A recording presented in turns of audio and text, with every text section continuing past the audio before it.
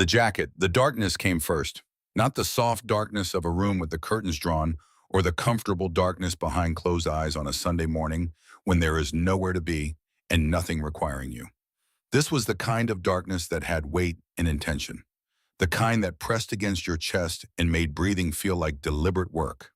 The kind that existed in places where the land itself had never been persuaded that human beings belonged on it, and was making that case again tonight with considerable force. Kandahar Province, October 14, 2011.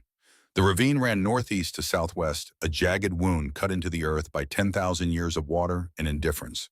The rock walls rose 30 feet on either side, close enough that a man standing at the center could reach both if he stretched wide. In daylight, it was the kind of terrain that made experienced soldiers move faster than the manual recommended.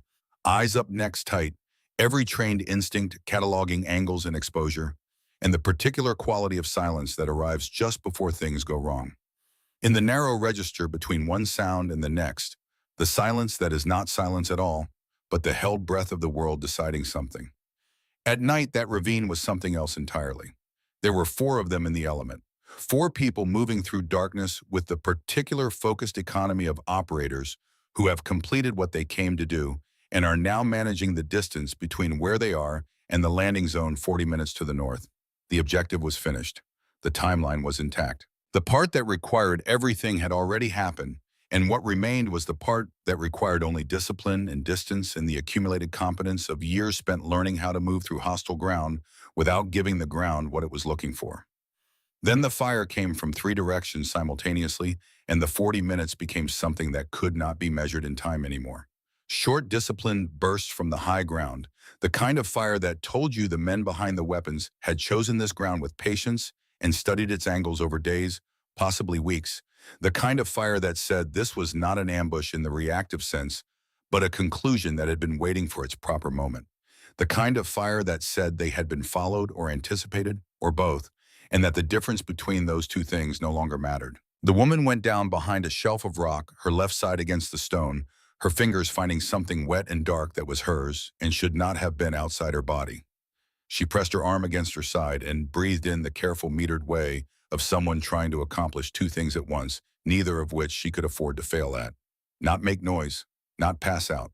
The gap between those 2 requirements was narrowing, and she knew it, and she breathed anyway. The man came from her left. She did not hear him coming. You did not hear him coming. That was the thing about Daniel Faulkner. He moved through darkness the way darkness itself moved, without announcement, without the small betraying sounds that bodies make when they are navigating difficult ground in a hurry. He simply was not there, and then he was there. His hand finding her shoulder in the dark with the precision of a man who had spent years training his hands to find what they were looking for without the benefit of light. No words. There was no time for words, and he had never been a man who reached for them unnecessarily. He was already shrugging free of his jacket, already pulling it from his arms, already pressing it against the place where she was bleeding. She tried to push it back, both hands on his wrists, pushing. He held it in place with the calm, immovable certainty of someone who has performed a calculation that is not open for renegotiation, and waited until she understood that the calculation was done. His face was close enough in the ambient darkness that she could see the line of his jaw, the set of his mouth. The look that she would spend 13 years attempting to find adequate language for and never quite managed because the language available had not been built to contain it. The look of a man who has arrived at a choice, not by deliberating toward it, but by discovering that it was already made, and who is at peace with that discovery, even though the peace is going to cost him everything. He pressed her hands flat against the jacket, held them there. 1 breath. 2. Long enough for her to understand what he was asking and to know that the asking was already over, and what remained was only the doing. Then he was gone, back into the dark, moving toward the fire from the northwest, which was where the highest concentration of muzzle flash had been, which was the direction that a man who had done that calculation would go. She heard the fire shift. She heard movement on the high ground. She heard the contact intensify, and then at a point in the sequence she could not accurately locate later, and never tried very hard to. She heard something that she did not describe even to herself, and had not described to anyone in 13 years. 3 of them made it out of the ravine that night. The jacket stayed warm against her side for a long time.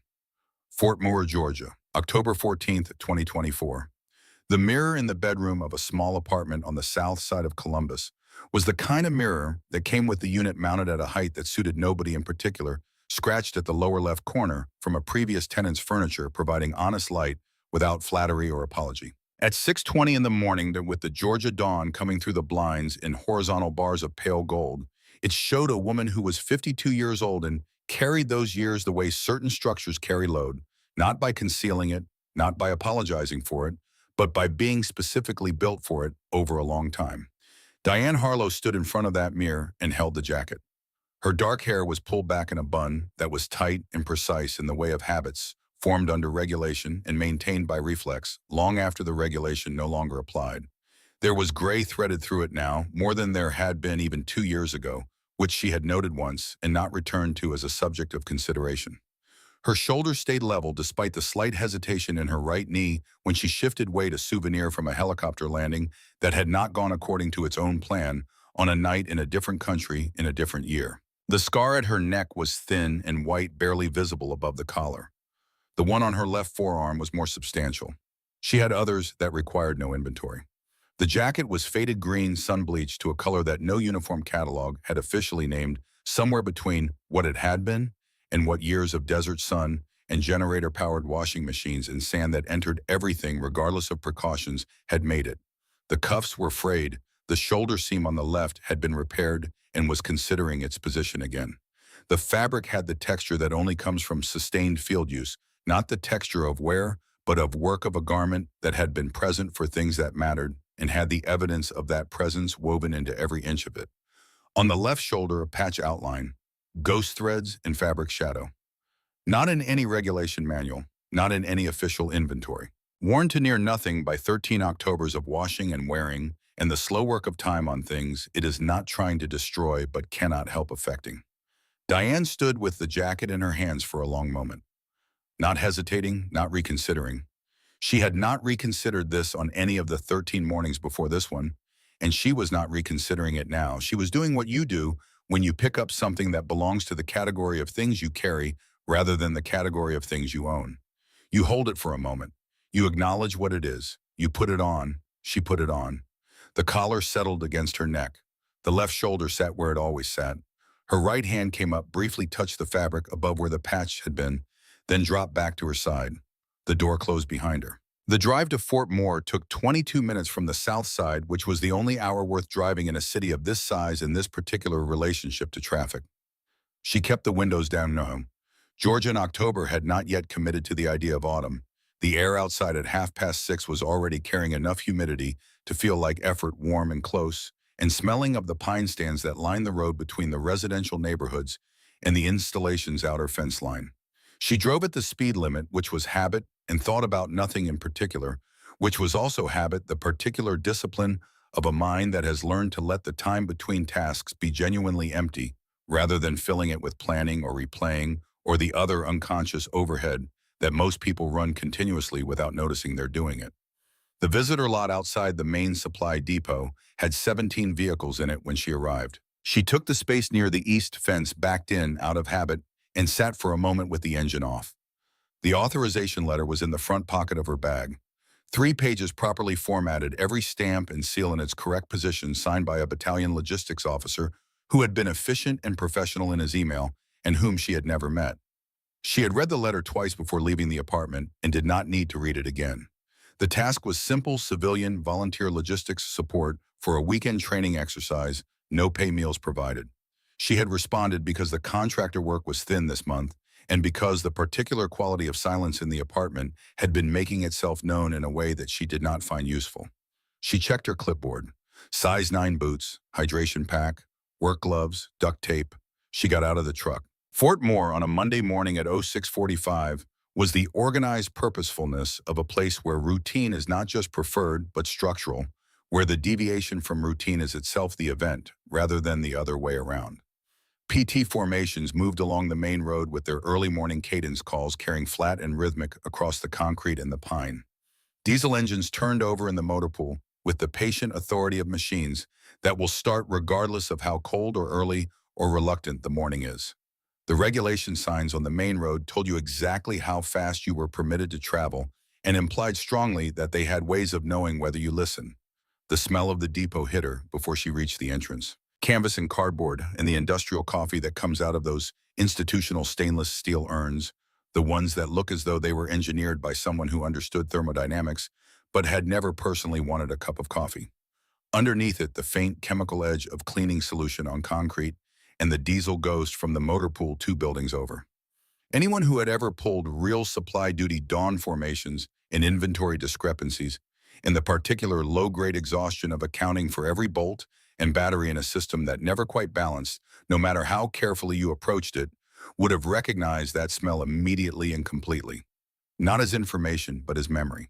The kind that does not require retrieval because it has never been stored anywhere other than the body itself, in the specific receptors that were present for the original experience and have held it without being asked ever since. Diane took a clipboard from the rack inside the entrance and started down the main aisle.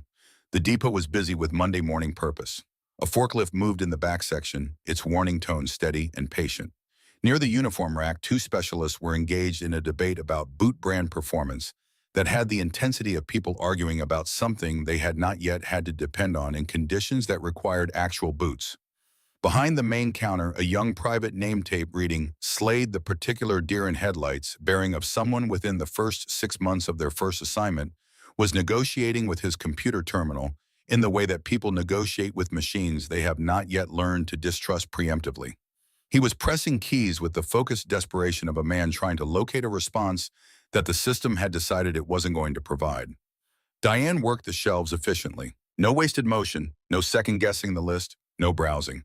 The hydration pack was in the 3rd aisle in the section that had been reorganized at some point in the past year without updating the labels on the shelving units, which was the kind of thing that happened when someone with reorganization authority applied it faster than the documentation could follow. She found it anyway because she had learned in 14 years of service that supply rooms always made their own internal sense if you understood the logic of the person who last touched them. She was reaching for the gloves when she heard them. 3 officers near the boot rack. 2nd lieutenants, by the combined evidence of their rank insignia and the specific quality of their confidence, which was the confidence of people who have recently been given authority and have not yet encountered the full catalog of what authority cannot protect you from. Their uniforms were pressed with the precision of people for whom pressed uniforms are still relatively new, as a daily fact rather than a background condition. Their boots had not yet acquired the particular character of extended field use. The tall one was built like someone whose athletic identity had been the organizing principle of his life, until recently. His name tape read Wilder. He held himself in a room the way people hold themselves when they are accustomed to being its most capable occupant and have not yet been extensively challenged on that assessment. He had the look of a young man who had expected something specific from this assignment and was quietly, continuously disappointed that the something had not materialized. He had been pulled from a preferred posting rotation that morning, a reassignment that had come down at 0600 with no explanation and no appeal process, the kind of administrative fact that the Army delivers without ceremony and expects to be absorbed without complaint. He had absorbed it. He had not been quiet about what he thought of it to the 2 people currently standing with him. The second one was shorter, with the posture of a man who has spent years applying vertical ambition to a frame that declined to cooperate. Faulkner. West Point.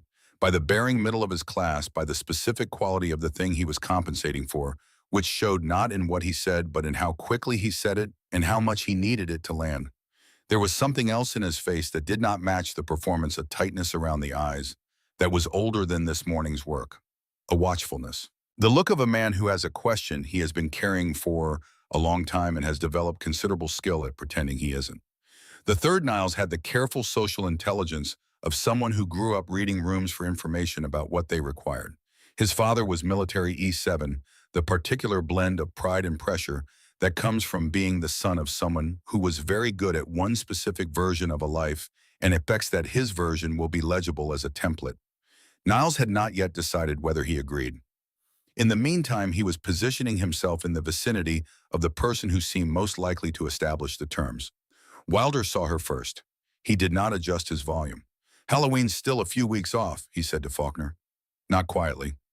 Faulkner glanced over. Something in his face registered the jacket before it registered the woman wearing it, a flicker of something that was not contempt, but arrived wearing contempt's clothing.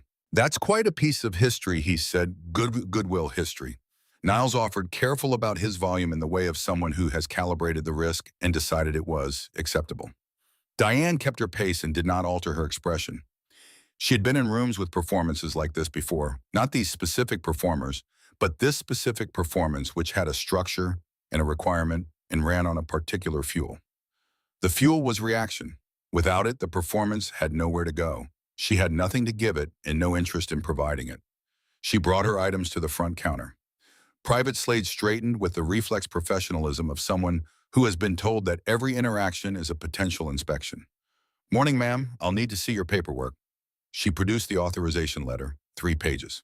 He read it with the careful attention of a young man who understands that documents are important without yet having developed the experience to read them quickly. He turned it over. He went back to his terminal and typed something that the terminal responded to with what appeared to be disagreement. His expression shifted from professional neutrality to the specific strain of a person caught between a procedure and a problem with no visible exit. "Ma'am, the system is showing manual approval required for civilian volunteers. My supervisor is in morning briefing until 07:30. I might need you to come back." "I'll wait," she said. "The same way you say things you mean entirely. Not reassurance, just fact." She stepped to the metal bench against the back wall and sat. The bench was institutional in the way of military furniture everywhere. Cold through the jacket, despite the Georgia warmth outside, designed with the priorities of durability and stackability, well ahead of comfort, unchanged in its essential character since approximately 1955. She had sat on worse surfaces and waited for better reasons. She set her clipboard on her knee and let the room continue around her. CW3. Kenneth Barrow stood near the vending machines with a coffee cup watching. Barrow was 54 and had been a warrant officer for 19 years, which was long enough to have developed the specific patience of a man who has seen most categories of situation and learned which ones resolve better without his intervention. He had the face of someone who processed more than he expressed, and the stillness of someone for whom observation was not a passive state, but a practiced one. He had worked in enough installations to know that rooms had temperatures independent of their thermostats, and this room had just changed its temperature in a way that he was calibrating. He watched the woman in the faded jacket settle onto the bench with the particular quality of stillness that he had only encountered a handful of times in his career, and each time from people who had earned it through extended exposure to circumstances that most people do not encounter. He watched Wilder drift toward the counter. He watched Faulkner position himself near the end of the boot rack with his energy drink and his audience. He kept his coffee cup at his mouth and said nothing. Wilder strolled past the bench with the deliberate timing of someone making a spatial point. "There are regulations about proper appearance in a military facility," he said, addressing the air in front of him. "Even for civilians, just so you know." He did not wait for a response. Diane kept her eyes forward. The depot moved around her. The forklift beeped. The battery shipment argument continued somewhere in the back aisles. The coffee machine by the entrance made its recurring complaint about the thermodynamics of Monday morning. Her shoulder ached where old shrapnel had established permanent residence in the muscle and bone. The kind of ache that was not an event, but a condition, a constant low-level conversation between her body and its history that she had long since incorporated into the background, the way you incorporate the sound of a clock in a room you live in. She had stopped fighting it years ago. It was just part of the architecture now. A civilian contractor came around the corner of the third aisle with an ammunition crate on a hand truck. He was moving at the pace of a man accustomed to his route and his load and the distance between one point and the next. He came around the corner and he stopped. Not the stop of a man who has encountered an obstacle. The stop of a man whose eyes have registered something that the rest of him needs a moment to catch up with. His gaze went to the left shoulder of the jacket. Stayed there, not with surprise exactly, with the quality of a person who has encountered something they had been told to understand as theoretical and is finding it unexpectedly physical. He looked at the patch outline, the ghost threads, the fabric worn to near nothing. Then he reversed the hand truck and went back the way he had come, moving faster than the crate required. In the doorway to the back storage area, he stopped, pulled out his phone, and typed a name. Callahan. His thumb was hovering over the send button when the phone buzzed in his hand. He looked at the screen. An incoming message. 2 words. "I'm here." The contractor looked up slowly from his phone. Looked toward the far corner of the depot near the entrance where the supply racks met the cinder block wall and the shadows gathered between the fluorescent light zones. He saw the man standing there. He put his phone back in his pocket. Across the depot, Faulkner was into the sustained portion of his performance. Now the part where the material has found its rhythm and the performer has stopped monitoring his own pace and is simply running on momentum. They always count on the silence, he was saying to the remaining audience, which had thinned to Niles and a second lieutenant who was beginning to remember a prior commitment. Confronting them makes you look like the bad guy, so they just sit there with their made-up patches and their classified stories waiting for someone to say thank you. He said it with the particular edge of a man who is angrier than the material requires, pushing the performance past where it naturally wanted to go, driven by something beneath the surface that had its own heat source independent of the room. Niles laughed. The laugh came a half-second late and landed a half-step flat. Barrow set his coffee cup down on the shelf beside him. He looked at Faulkner for a moment with the expression of a man running a calculation he has run before. Then he walked away from the group with the unhurried purpose of someone who has decided what needs doing and is doing it. He stopped beside Niles at the edge of the boot rack. Not in front, beside.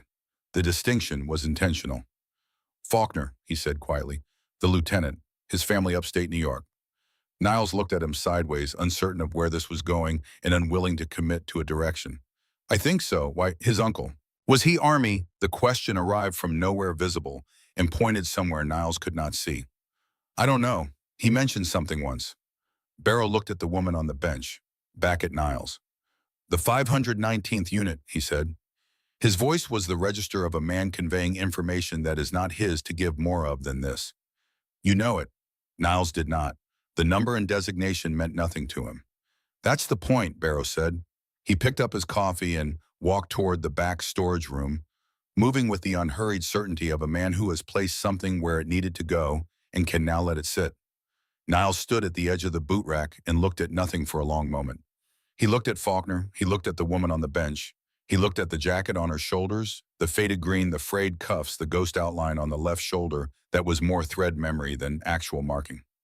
He stopped laughing, not dramatically, not with announcement. He simply ran out of it the way a fire runs out of fuel, not extinguished by intervention but exhausted by its own process. He stood there quietly and let the room move around him. Faulkner was still talking. But Niles was no longer listening in the way that constitutes an audience. And without the specific quality of an audience that is genuinely with you, the performance changed texture in the way of music played in an empty room. The notes were the same, but the resonance was different. Faulkner felt it. He did not stop immediately. He finished the sentence he was in, and then paused and looked at Niles and read something in his face that gave him a different quality of pause. Not the pause of a man who has lost his rhythm, but the pause of a man who has suddenly become uncertain of the ground. He looked at the woman on the bench.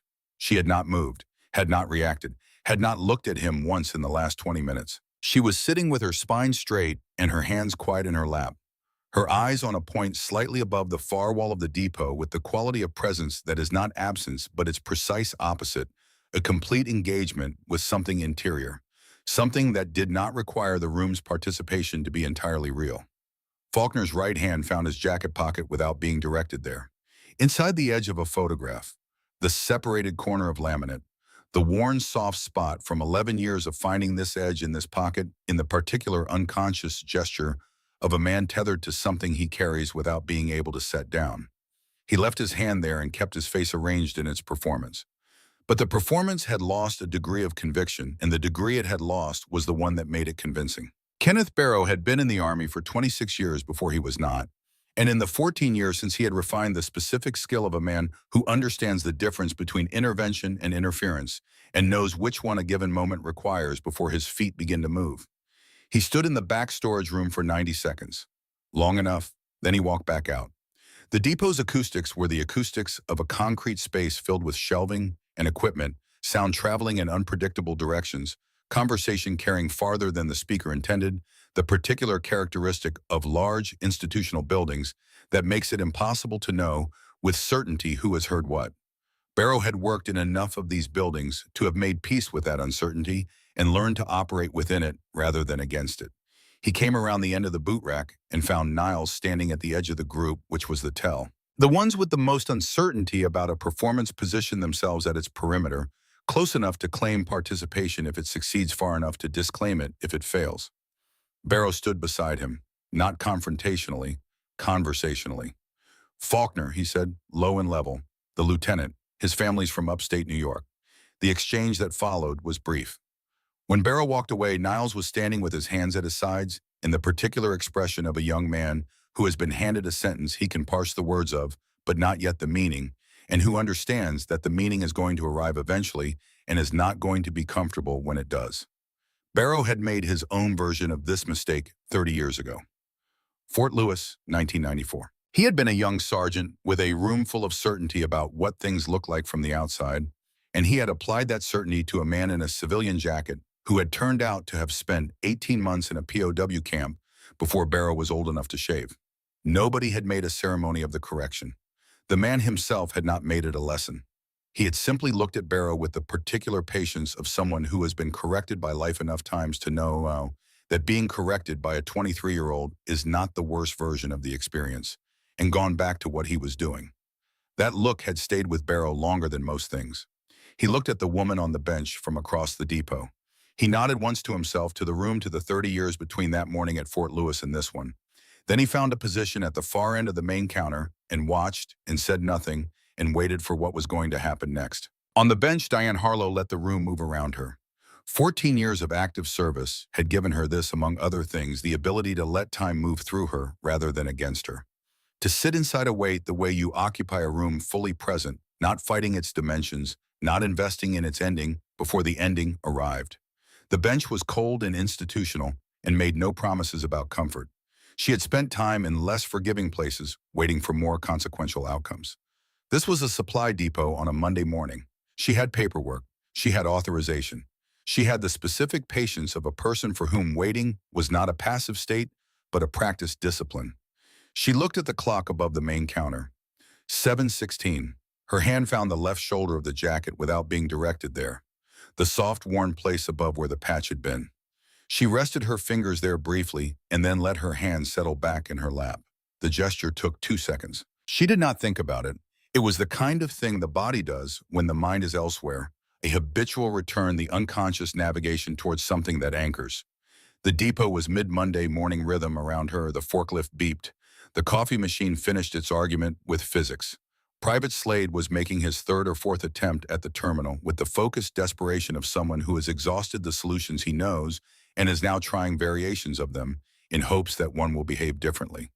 In the far corner near the entrance where the supply racks ended and the cinder block wall collected the shadows between the fluorescent zones, a man stood with a cold coffee cup and watched the room.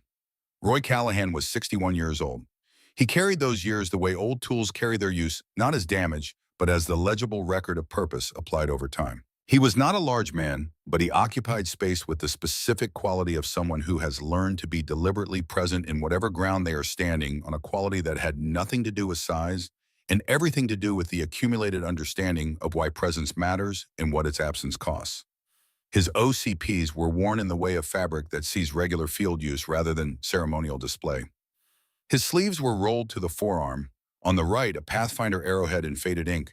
On the left, airborne wings above a column of deployment bands that ran toward the elbow, like a timeline of places that most men his age had hoped privately they would not have to go back to. He had been standing in that corner for 11 minutes. He had recognized the jacket before he recognized the woman, which was the honest accounting of it. The jacket had registered first the way certain things register in the mind, before conscious processing catches up the shape of something familiar, surfacing through years of distance, the way a specific smell returns you to a specific room before you have decided to return to it. He had needed a moment to be certain. 13 years changed things, and the jacket was not what it had been. But he had looked at that left shoulder and the ghost outline of the patch that lived there, and his certainty had arrived quietly and completely. He had been coming to this depot every October 14th for 13 years. He had never explained this to anyone, never justified it or defended it or offered it as information in any conversation. It was simply what he did on October 14th. He drove to Fort Moore in the early morning, parked in the north lot by the hand truck bay, walked into the supply depot, poured a cup of the coffee that was reliably bad in a specific and consistent way that had become part of the ritual rather than a criticism of it, and stood for a time in the approximate vicinity of the place where in the early hours of a different October 14th, 13 years before a decision had been made on behalf of 57 people who had not been in a position to make it themselves. He had been one of those 57. He had never found the adequate language for what that meant. So he came here instead.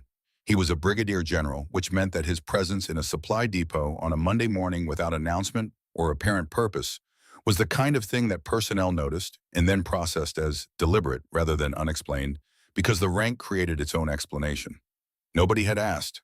Nobody had appeared particularly curious. Which was, he had always thought, one of the few genuine functions of senior rank that was not described in any leadership manual: the freedom to be present without having to justify your presence, which was a freedom that had value independent of any mission it was attached to. He watched the young lieutenant near the vending machines. He listened to the words, operations that never existed. The lieutenant said it with the breezy certainty of someone dismissing a category of experience. He had no direct access to the way people dismiss things they cannot verify, as the natural extension of being unable to verify them, as though the record were a complete account of the real, rather than a partial and imperfect transcript of it, as though the things that didn't make it into the record ceased to have happened. Callahan's jaw tightened. He did not move. Not yet. He had spent 40 years learning the difference between the moment and the moment before the moment, and applying that distinction with patience that did not always come naturally but had been developed because the cost of intervening too early was sometimes as high as the cost of intervening too late. You had to let things arrive at their actual shape before you could respond to what they actually were.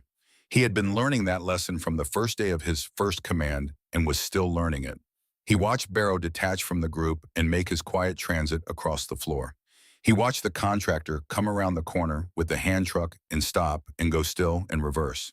He watched the woman on the bench not react to any of it, not to the lieutenants, not to the contractor, not to the ambient noise of a room that was arranging itself around her without her participation. He had read 3 paragraphs about her in a classified summary 6 weeks after Crimson Ridge.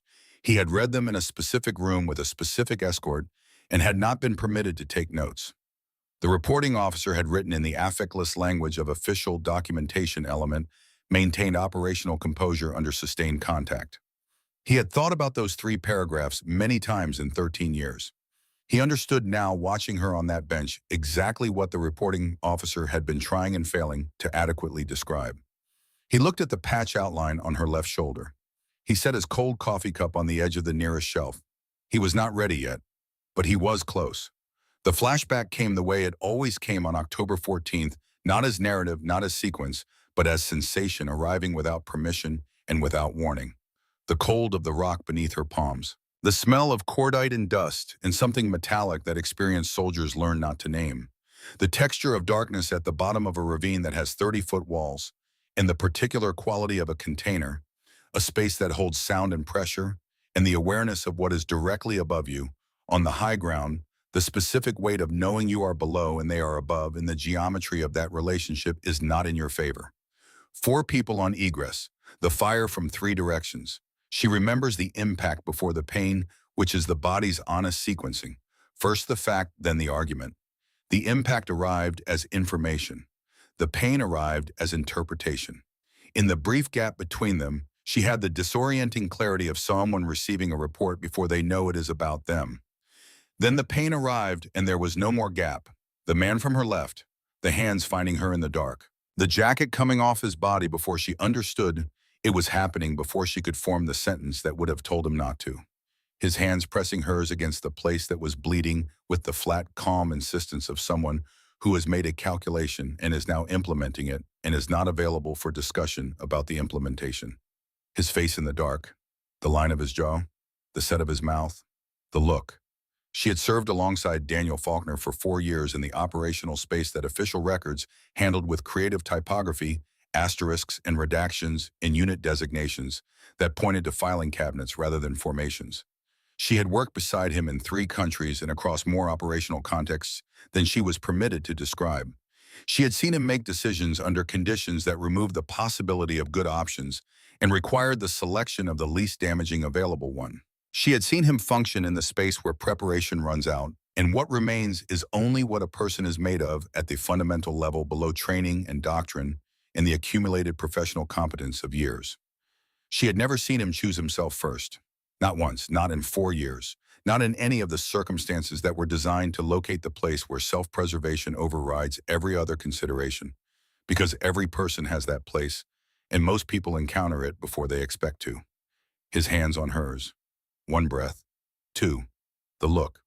Gone. She came back to the depot slowly. The clock above the main counter read 0719. The fluorescent lights hummed their steady, indifferent hum. Private Slade was on his feet now, looking in her direction with the expression of someone who has received news and is determining the most professional method of delivering it. Before he could speak, she heard footsteps. Not the purposeful, brisk steps of a man in transit between two specific points.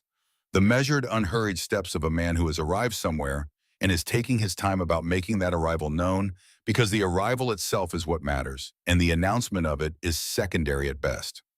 Steps that covered ground without apology and without the performed urgency that most people in uniform adopt as a default setting. Steps that had been covering ground without apology or urgency for a very long time and had no plans to change that.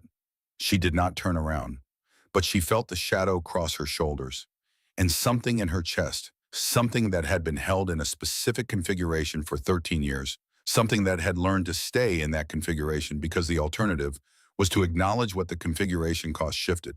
The small, almost imperceptible shift of a mechanism that has been tried with the wrong key for a long time encountering the right one. That patch on your shoulder. The voice was unhurried, low. The voice of a man who had spent 4 decades in rooms where the wrong words at the wrong moment produced consequences that could not be recalled, and who had learned accordingly to mean everything he said and to say only what he meant. Diane did not respond immediately. She let the words settle. She let them find their proper weight, which took a moment because the words were not simple despite their simplicity.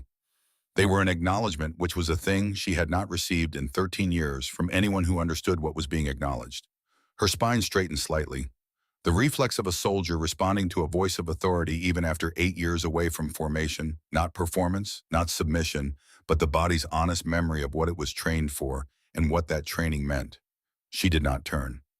Where'd you serve with them? His voice had shifted on the second sentence.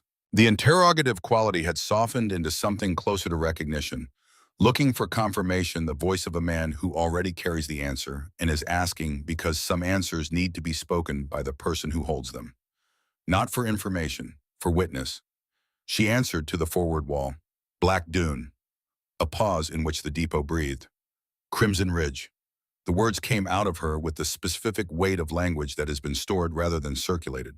Not forgotten, not suppressed, simply carried in a place that is not the same place as ordinary language, the place where things live that are too large for regular use and must be retrieved deliberately when retrieval is required. Behind her silence, not the silence of a room, the silence of a specific person who has heard something that requires a moment before anything else. The silence of a man doing something with his face that he would prefer not to have witnessed. She heard him move. Around to her left, into her peripheral vision, then directly in front of her. She looked up. Roy Callahan was standing 3 feet away, and he was looking at the ghost outline of the patch on her left shoulder with the expression of a man who has been looking for something for a longer time and has found it in a place he did not expect. On a morning he did not expect, and is not entirely certain that what he is feeling is something he has adequate preparation for. It was not sentimentality. It was not the complicated transaction of gratitude that always carries with it the uncomfortable implication that a debt is being tallied. It was recognition, the pure, uncomplicated variety without agenda. He looked at her directly. Echo response element didn't have a public roster, he said.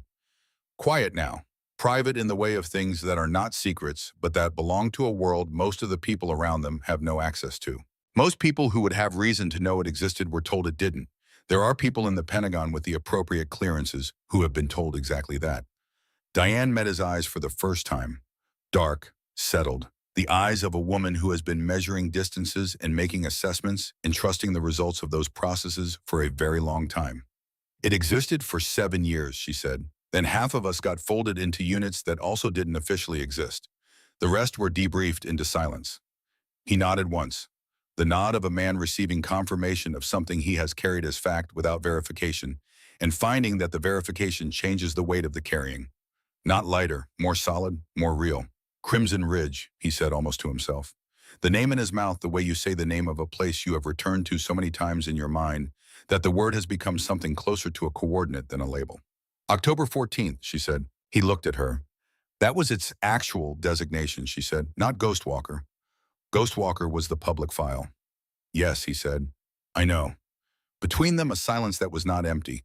The silence of two people who have been in the same place under the same conditions and are encountering each other on the other side of the 13 years between then and now, and finding that the encounter is not the diminishment of what happened, but its continuation. Across the depot, something had shifted in the room. It was not dramatic. It was not announced. Conversations had tapered. Personnel had found reasons to be in the general vicinity of the main floor. The lieutenants near the vending machines had gone quiet with the specific quality of people who have realized belatedly that the room they are in is not the room they thought it was. Callahan looked at her shoulder again. I had 57 people that night, he said. The words were simple, and they were not simple at all. They were the accounting of a man who had been carrying a specific number for 13 years, a number that was not data, but faces, not statistics, but names, not history in the abstract, but the ongoing present tense reality of 57 people who were alive in a way that they would not have been. 3 vehicles, wounded from an IED strike. No air support, we'd lost it 20 minutes prior. We were taking fire from 3 sides on high ground. We had no viable egress, and we were running through our ammunition, and we were not going to reach the landing zone. He paused.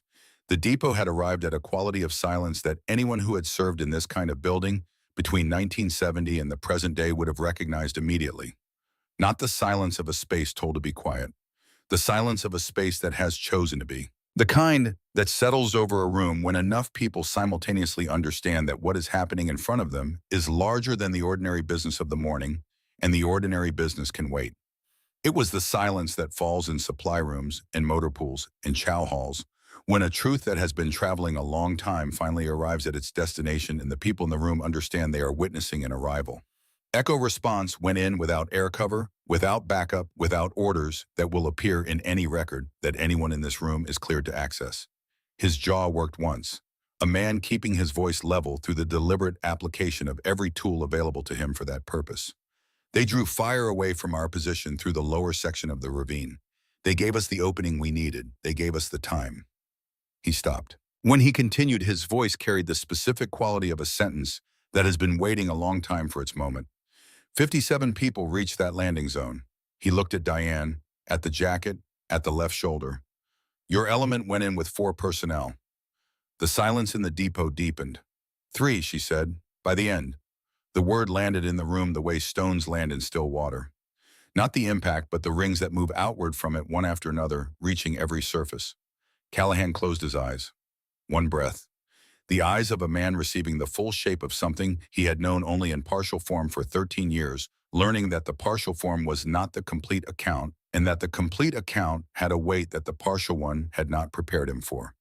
He opened his eyes. He looked at the jacket. He turned. I need whoever's in charge of this facility, he said. His voice was not loud. It did not need to be. It had the quality of complete conviction delivered without performance. The voice of a man so certain of what he is saying that raising his volume to emphasize it would be redundant.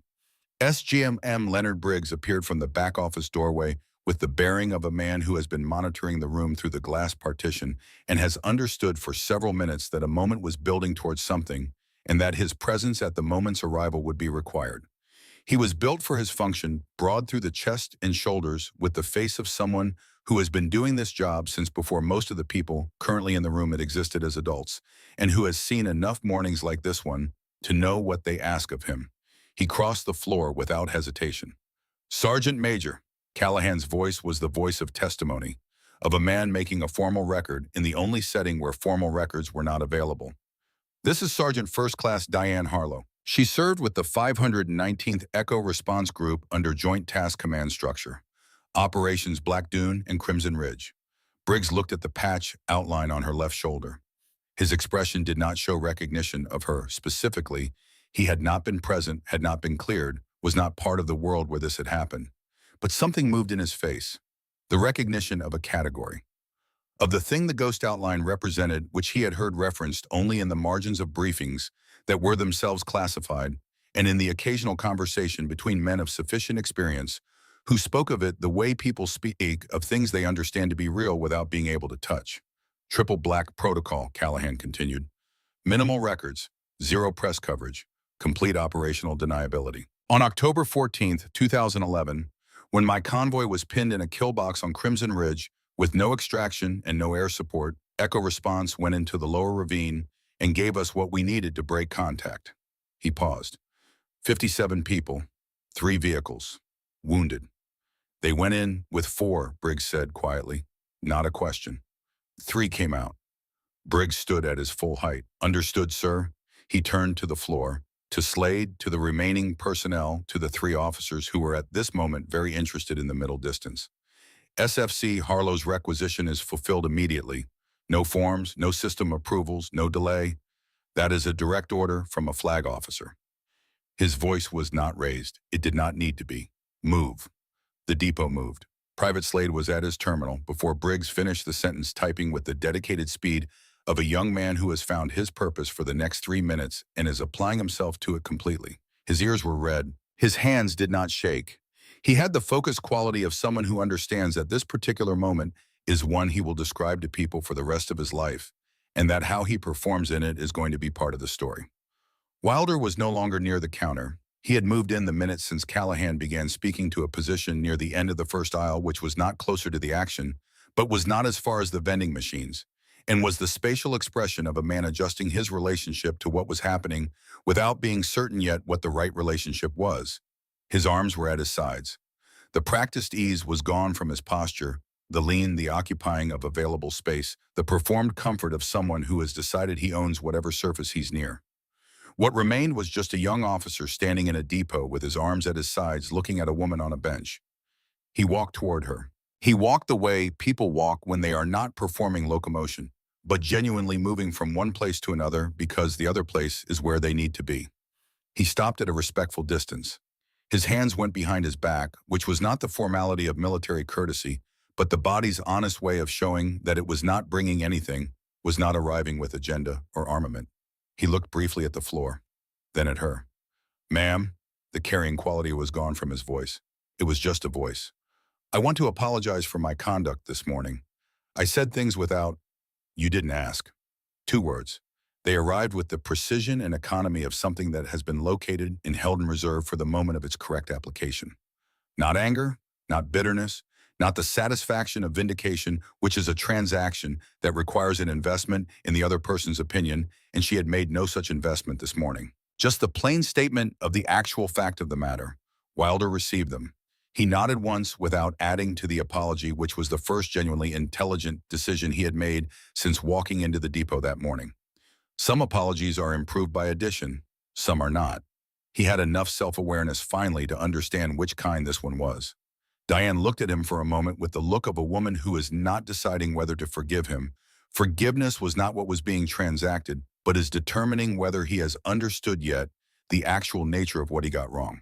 Not the mockery, not the noise, the prior thing, the thing that is always the prior thing, the decision to perform a conclusion before asking a question. Some things you carry, she said, some things you owe. Learn to tell the difference. Her eyes moved past him to where Faulkner was standing near the far end of the boot rack. Alone. Not with Niles, not with the performance, not with anything that could be described as a group. Standing in the particular aloneness of a man doing interior work that the morning had not scheduled for him, but that the morning had made unavoidable. Wilder followed her gaze. He looked at Faulkner. He looked back at her. He read something in the direction of her attention that told him the conversation between them was complete, and there was something more important beginning. He stepped back and went to find Niles. Niles was at the far end of the uniform rack in the position he had occupied since Barrow's quiet transit passed him 45 minutes ago. He had not moved much. He had been doing the work that the rack's position gave him cover to do, the interior work of a young man reassessing a morning in light of new information and finding that the reassessment was not comfortable but was necessary and could not be postponed. His father was an E7. Staff Sergeant Marcus Niles, senior motor pool, multiple installations across 22 years of service. The man who still woke at 5 without an alarm. Who organized the garage in Fayetteville with military precision because the precision was not a method, but a character, not a habit of service, but a habit of self. Who had never once in Garrett Niles' entire life described his service in the terms that his son had been using this morning. His father had never called it classified, had never wrapped it in the language of importance or exceptionalism, had just done it and come home and done the next thing and not made a ceremony of the doing. Niles thought about that. He straightened. Not with announcement, not as a statement directed at anyone in the room. Simply the quiet realignment of a person deciding to carry himself differently, starting from this moment without drama, without requiring an audience for the decision, because the decision was not for an audience. "Yeah," he said when Wilder reached him. Wilder understood. "Yeah," he said. They stood there for a moment, two young officers in a supply depot on a Monday morning, doing the quiet, unglamorous work of beginning to understand something that most people take years to learn and some people never manage. Barrow watched from the far end of the counter. He nodded once to himself. Then he took his coffee to the back office and let the rest of it belong to the people it belonged to. Faulkner came to her the way a person approaches something they have been moving toward for a long time, without knowing it, and have only now recognized the momentum for what it is. He did not come quickly. He came with the careful pace of a man who is not certain of his right to approach, but has run out of the alternative, which is to not approach, which is no longer an option he can live inside. He stopped 6 feet from the bench, then moved to 5. He was not wearing any of it anymore. Not the performance, not the practiced confidence, not the angry certainty that had driven the morning's noise. What was left was what was underneath, which was a young officer in his late 20s holding a question that had been in him for 11 years and had finally this morning located the person who could answer it. He stood in front of her without speaking. This was not strategy. It was genuine lostness. He had prepared many speeches in his adult life, and none of them for this moment, because this moment had not existed in any form he could have prepared for until approximately 30 minutes ago. Diane looked at him. She saw what was underneath the morning's performance, the way you see through ice when it is thin enough, not through it exactly, but aware of what is there below the surface and how much distance there is between the surface and the thing beneath it. She saw the tightness around the eyes that had been there since he walked in, the watchfulness that had nothing to do with the room and everything to do with what he was carrying into it. She saw the specific quality of the wound that had been driving the noise, not cruelty for its own sake, but the misdirected pressure of a thing that had no legitimate outlet and had been finding illegitimate ones. She had thought about the families, over the years, in the apartment on quiet evenings when October moved toward its specific date and the weight became specifically located. She had thought about the people who had received the suits in their kitchens and the words classified operation, and then the door closing and the footsteps retreating and the absence settling in like furniture that would never be moved. The people who could not grieve with the shape because the thing they were grieving had no official record and no assigned monument and no date on any public calendar. She had not been able to reach them. She was looking at one of them now.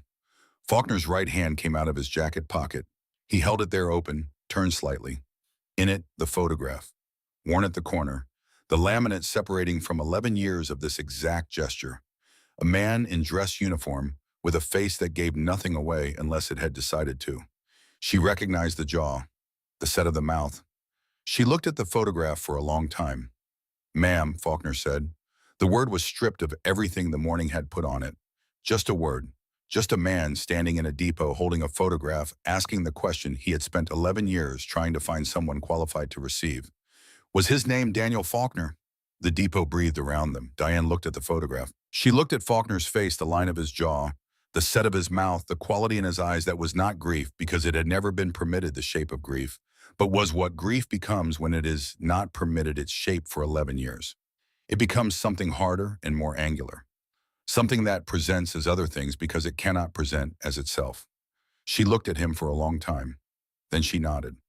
Once, slowly, with the full weight of 11 years of a silence that had not been her choice to keep, but had been hers to carry because the people who imposed it had not considered or had not been in a position to consider the families on the other side of it.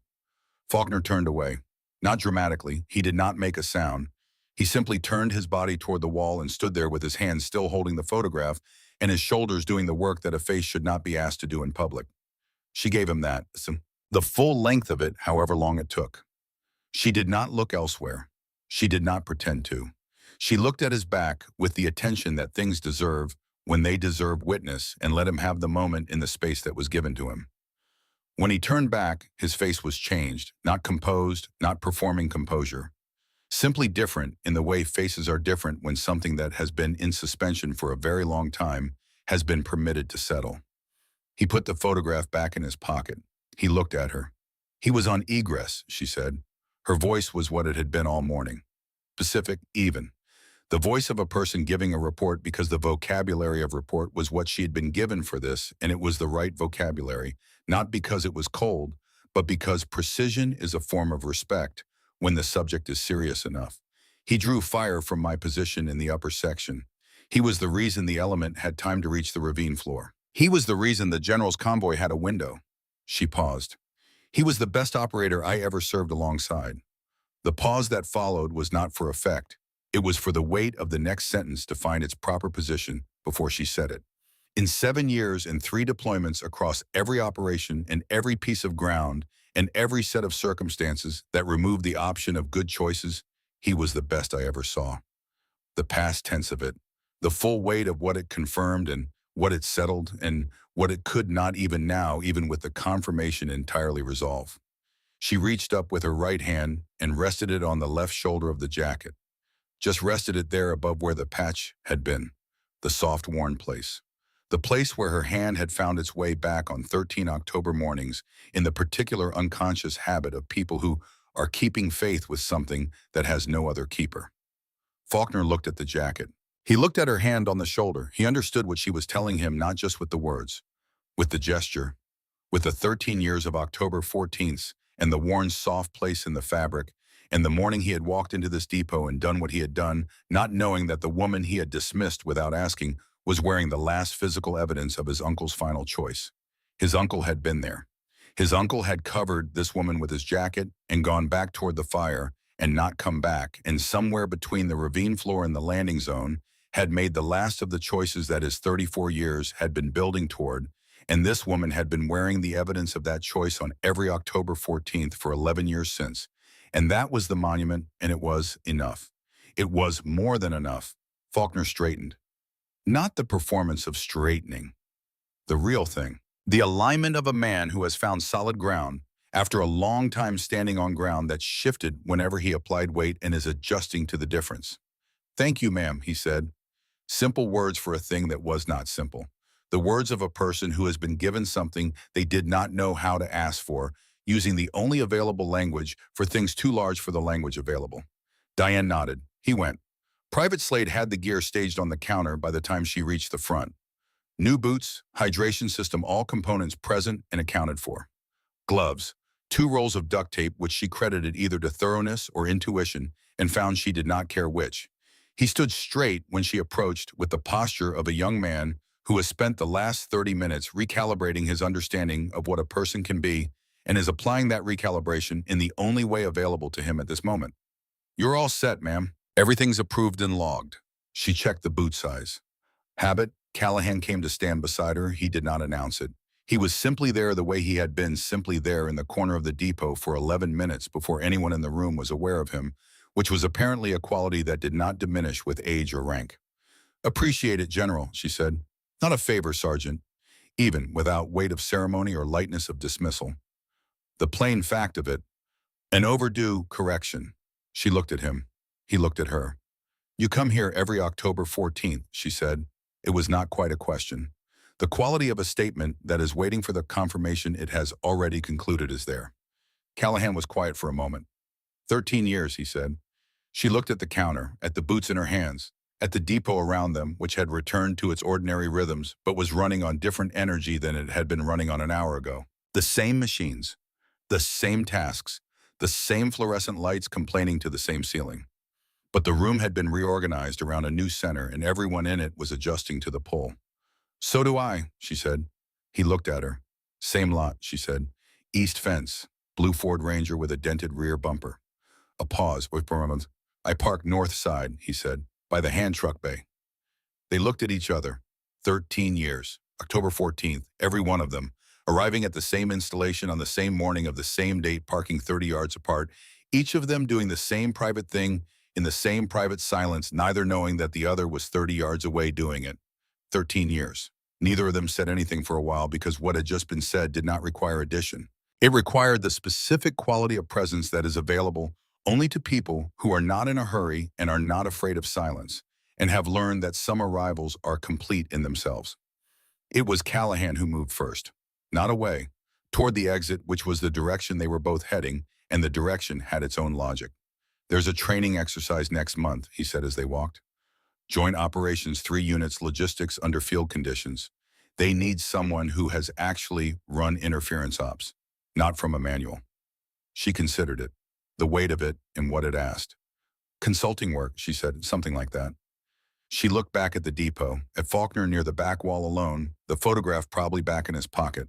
The look of a man who has received something he will spend a long time learning how to carry, but who has at least received it. At Niles standing quietly with Wilder near the uniform rack, not talking, just standing together in the particular quiet of two people who have been through something and are still in the early stages of understanding what it was. At Slade behind the counter, reorganizing the gear area with the focused competence of a young private who has decided that the way he does this job matters. Might be useful for them, she said, to work with someone who's actually been there. Callahan looked in the same direction. It might. She picked up the gear bag, hydration pack over her right shoulder, boots under her left arm. They walked to the exit together.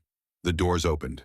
The Georgia heat was waiting on the other side with the patience of something that has been doing this for a long time and has no expectation of surprise. October in this part of the country had not yet conceded the argument to autumn. The air was warm and close and carried the smell of pine and the faint diesel thread from the motor pool and the particular weight of a morning that was still deciding what it wanted to become. They walked across the lot, not because either of them had a destination in common, because the direction had its own logic and they were both in it, and neither of them was in a hurry to reach the point where the direction ended. The base moved at the edges of the lot, a formation in the middle distance, cadence call, faint and rhythmic, a vehicle at the motor pool gate, the sound of a radio frequency carrying farther than intended. Callahan walked with his hands loose at his sides, not the held quality of a flag officer, conscious of display. The ease of a man who has left that behind in the depot and is in no hurry to retrieve it. They reached the fork in the lot. He stopped. She stopped. He looked at her directly, at the jacket, at the left shoulder, at the ghost outline of the patch that was barely there and would in some number of future Octobers cease to be visible at all. He did not speak immediately. When he did, his voice was quiet enough that the words were only for her in the morning air between them. In 40 years, he said, every theater, every operation, every piece of ground I was ever responsible for. He stopped. His jaw worked once the same way it had in the depot, a man keeping his voice at the level his experience required. I thought you should know that somebody saw it. What that element did in that ravine. Somebody who was there. Diane Harlow stood in the parking lot of Fort Moore on October 14, 2024, and received those words. She received them with the full quiet presence of a woman who has learned that the things that matter most deserve to be received completely, without performance, without flinching, with the whole of your attention. She looked at him. He knew, she said. Callahan nodded once. He held her gaze for a moment with the full steady attention of a man who is completing something that has taken 13 years to reach its completion. Then he gave a small nod, the nod of a man placing something in the position where it belongs, and turned. She watched him walk toward the north side of the lot. Then she turned and walked to the Ford Ranger. The cab was warm through the jacket when she got in. She set the gear bag in the back seat, boots on top, hydration pack beside them. The rear door closed with the particular sound of a truck that has seen considerable use and makes no apologies for it. She got in the driver's seat and sat for a moment. The morning was moving past the windows. A formation in the middle distance, PT groups heading back to their buildings, the day shifting from its early mode into its working one. The sun was high enough now to have found every surface in the lot and turned them into slow radiators. The steering wheel was warm under her right hand. Her left hand came to rest on her left shoulder. She did not direct it there. It simply went the way it went on October mornings, the way it had gone for 13 years without ceremony or decision. The soft, worn place above where the patch had been. The fabric that was thinner there than anywhere else worn by exactly this gesture repeated across exactly this many mornings. What happened next was small. It was barely visible. The slight change in the muscles around the eyes and the corners of the mouth that constitutes a smile in a person who has not practiced the expression recently and finds it unfamiliar and not unwelcome. Not the smile of happiness, which is a lighter thing and requires a lighter occasion. Something older than happiness. Something that carries the full accounting of what it has cost and is not pretending the cost was less than it was. The smile of a person who has been carrying something alone for 13 years and has learned in a parking lot on a Monday morning that the carrying was not invisible, that someone was there, that the thing which could not appear in any record was not for all of that unknown. Daniel Faulkner had known, and now so did the one person who had needed to hear it most. Not the general, not the depot, not the three young officers who would carry this morning with them into their careers and their lives in ways they could not yet predict. Her. She put the truck in gear and pulled out of the lot. The depot shrank in the rearview mirror. The east fence. The north side where a brigadier general was walking back to a vehicle she had never seen. The doors that led back into a building where three young officers were in the early stages of becoming something different than they had been when they walked in, which was not a comfortable process and was not a quick one, but which had this morning at least been started. She drove through Fort Moore at the speed the signs required, past the regulation beige buildings, in the motor pool, in the peat areas, in the chow hall, where the day's first full meal was either finishing or beginning, depending on which side of the rotation you were on. She drove past the formation that had been cadence calling in the distance, now broken into smaller groups heading to their tasks. She drove past the sign at the main gate that told her the speed limit was about to change as she left the installation. She changed her speed accordingly. The road back to the south side of Columbus was the road she drove twice a week in the contractor work and had driven this morning, but it looked different from this direction, in this light at this particular moment in the morning, than it had looked coming the other way. Not different in any way she could have described to someone who asked. Just different in the way things look when you have changed and the thing you are looking at has not, and the difference is all in you. Her left hand stayed on the shoulder of the jacket, on the soft worn place where the patch had been, on the fabric that was more memory than marking now, on the piece of someone else's history that she had been carrying since the early hours of an October morning in a ravine in Kandahar province, wearing it on every October 14th, since on days when no one in any room she walked into understood what it was, or why it mattered, or that it mattered at all. She had worn it today. She had sat on the coal bench and let the room arrange itself however it arranged itself, and had given nothing she had not chosen to give, and had not been diminished by what the room threw at her, and had not been elevated by what followed, not elevated in the sense of having needed the elevation, because she had not been lower. She had simply been what she was, in a jacket that said what it said to the people who could read it, and had waited for the morning to become what it was going to become. And what it had become was this: a general who had spent 13 Octobers 30 yards away, both of them tethered to the same morning, in a different country, in a different year, finally in the same place at the same time with the right question between them. A young man holding a photograph he had carried for 11 years, receiving the answer that 11 years had not been able to provide. A depot full of people who would carry this Monday morning into the rest of their careers, in ways some of them would understand and some of them would not, but none of them would be entirely unchanged by. And the jacket on her shoulders, still holding, the frayed cuffs, the repaired seam, the ghost outline of a patch that was more suggestion than marking, now more thread memory than actual thread. The soft worn place on the left shoulder where her hand found its way back to on October mornings, the unconscious navigation toward the thing that anchors the thing that says, this was real, this happened, this mattered, and the mattering does not expire. She had been asking herself for 13 years what the carrying was for, what purpose it served that the not carrying would not equally serve, what difference it made to carry it rather than set it down to wear it, rather than leave it on the hook to return to the same lot, on the same morning of the same date, rather than let the date be simply a date. She thought she had known the answer before this morning. She had been carrying it for Daniel Faulkner. In the absence of any other monument, any other record, any other acknowledgement that the choice he had made in that ravine had been real and had mattered, she had been the monument. The jacket on her shoulders was the only marker on the only ground that existed for what he had done, and she was the one who tended it, and she had understood that. But there was something she had not understood until this morning. She had also been carrying it for herself, for the version of herself that had been in that ravine and had come out the other side and had spent 13 years managing the weight of it without being able to share the weight with anyone who knew what it weighed. The specific loneliness of that, the carrying that has no audience and no ceremony, and no official recognition and no formal endpoint. The carrying that is just carrying day after day, October after October, until the carrying becomes the person and you cannot fully distinguish between the two anymore. She had not been able to set it down. But this morning someone had stood beside her and taken a corner of it for a moment, had said, I see this, I know what it is, I was there. And that was enough. It was more than enough. She drove south on the road that led away from Fort Moore and toward the apartment on the south side where the mirror showed honest light without apology, and the hook beside the front door would hold the jacket until next year. Her left hand rested on the shoulder, on the soft, worn place. The morning moved past the windows, October light and Georgia pine, and the first real breath of the day. She drove.